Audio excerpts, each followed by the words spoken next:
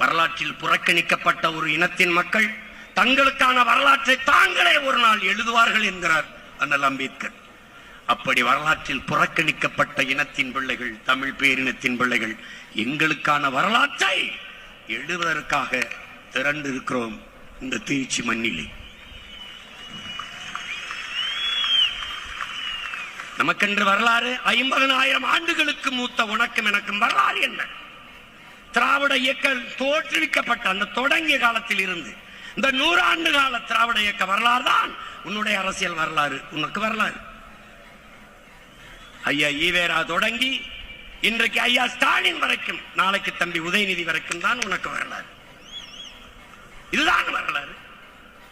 எங்கே உன் மூவேந்தர்? எங்கே இமயத்தில் கொடிய நட்ட இமயவரம்பன் நெடுஞ்செழியன் எங்கே?